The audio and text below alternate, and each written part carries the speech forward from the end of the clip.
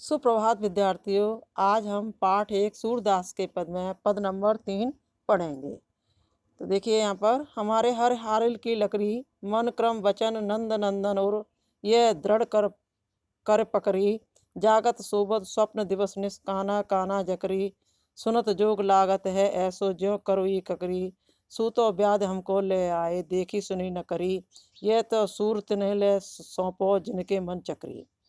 तो यहाँ पर देखिए इस पद में बताया गया है कि गोपियाँ उद्धव की योग साधना को कड़वी ककड़ी जैसा बताकर कृष्ण के प्रति हारिल पक्षी की लकड़ी के समान अपनी प्रेम निष्ठा व्यक्त करती हैं तथा कृष्ण को ही अपना जीवन आधार बताती हैं। अब इसका अर्थ हम विस्तार से बताएंगे। देखिए यहाँ पर हमारे हर हारिल की लकड़ी मन क्रम वचन नंद नंदन और ये दृढ़ कर पकड़ी। हमारे हरे माने भगवान।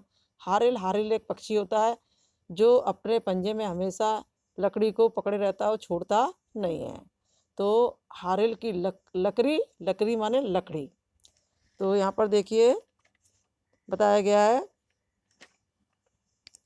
कि कृष्ण के प्रति अपने दृढ़ प्रेम का वर्णन करती हुई गोपियाँ कहती हैं कि हुए उद्धव हमारे लिए तो कृष्ण हारिल पक्षी की लकड़ी के समान बन गए हैं।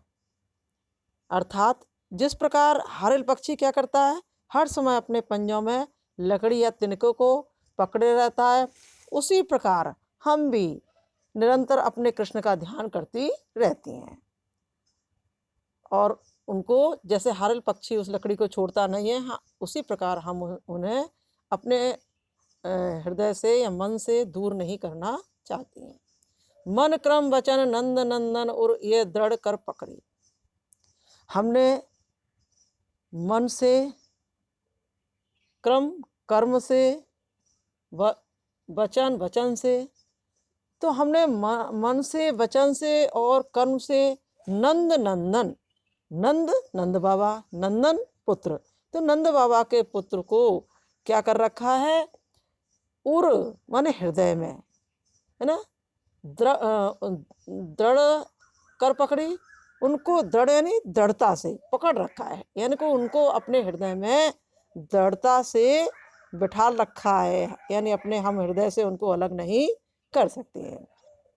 अर्थात कि नंद नंदन रूपी जो लकड़ी को हमने क्या कर रखा है, अपनी इस स्मृति में उनको बसा रखा है और उन्हें हम अपने मन से या हृदय से दूर नहीं करना चाहती हैं।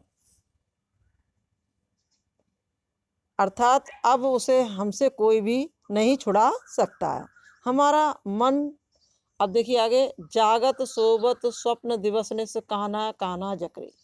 हम जागते हुए सोते हुए, गोपियाँ कहती हैं हम जागते हुए सोते हुए स्वप्न में, दिवस दिन में, निस रात्र में काना काना जकरी, काना काना की टीर लगाए रहती हैं, यानी काना काना की रट लगाए रहती हैं।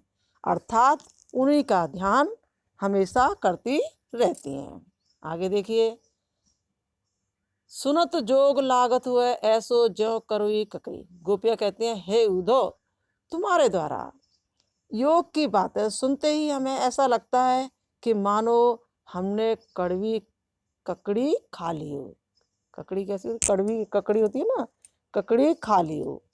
अर्थात तुम्हारी जो योग की बातें हैं हमें लगातार या निरंतर हमेशा अरुचिकर लगती है। रुचिकर, एक रुचि होता है जिसमें रुचि आनंद प्राप्त होता है, एक अरुचिकर यानी रुचिकर नहीं लगती है, अरुचिकर लगती है। ठीक है, तो आगे देखिए, सुतो व्याध हमको ले आए देखी सुनी न करी। हे उद्धव, तुम तो हमारे लिए ऐसी व्याध यानी मुसीबत, ऐसी मुसीबत ले आए हो जिसे हमने ना तो कभी देखा और ना सुना और ना ही कभी भुगता है। ये तो सूर तिन्हिले सौंपो जिनके मन चक्री। यहाँ पर देखिए, तो यहाँ पर कहती है कि ऐसी मुसीबत ले आए हो जिन्हें हमने ना तो कभी देखा सुना न भुगता है, अर्थात हम तुम्हारी इस योग रूपी बीमारी से पूरी तरह अपरिचित हैं, यानी कि हमें इसके बारे में कोई ज्ञान नहीं है। इसलिए ये बीमारी तो अब देखो यहाँ पर बताया, यह तो सूर तिन्हे ले सौंपो जिनके मन चकई। गोपियाँ कहती हैं, हे उद्धव, तो ये बीमारी तो तुम उन लोगों को ले जाकर सौंपो जिनके मन चकई के समान हमेशा चंचल रहते। जैसे चकई चला दो ना तो वो घूमती रहती है। उसी प्रकार जिनके मन चकई के समान हमेशा चंचल रहते हैं, चलायमान रहते हैं, अर्थात भटकते रहते हैं, तो उन्हें ये आप ले जा करके दो, ये व्याधि यानी ये बीमारी उनको ले जा करके दो, योग साधना रूपी। ठीक है, योग की बात है। परंतु हमारी चित्तवृत्ति, हमारा मन तो पहले ही कृष्ण प्रेम में स्थिर है। यानी हरिल पक्षी की तरह जैसे वो लकड़ी को नहीं छोड़ता है, पकड़े रहता है, उसी प्रकार हमने तो कृष्ण को अपने हृदय में बसा रखा है। हम उनको अपने से अलग नहीं करना चाहती हैं। इसलिए तुम ये योग हमारे लिए ये योग संदेश है वो व्यर्थ है, और हमारे ऊपर तुम्हारे ये योग संदेश का कोई असर नहीं होगा।